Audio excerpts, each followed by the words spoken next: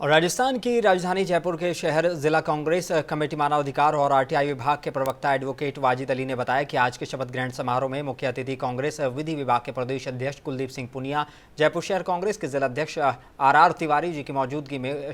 किया गया। शपथ ग्रहण समारोह के बाद जयपुर शहर जिला कांग्रेस कमेटी के जिला अध्यक्ष सुनील कुमार शर्मा ने इस दौरान आने वाले विधानसभा चुनाव के बारे में चर्चा की और पार्टी को मजबूत बनाने को लेकर आने वाले दिनों के रूप में रूपरेखा तय की।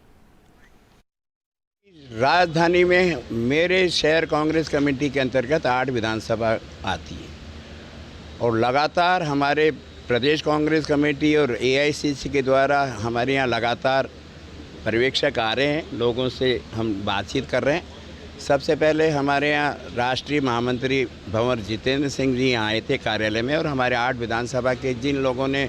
आवेदन किए हैं, जो यहाँ विधानसभा का चुनाव लड़ना चाहते हैं, उनसे व्यक्ति से 1-to-1 बात करी। उसके बाद में हमारी लोकसभा की इंचार्ज जो अनुराधा मिश्रा जी हैं, जिन्हें मोना तिवारी जी भी कहते हैं, वो भी आई थी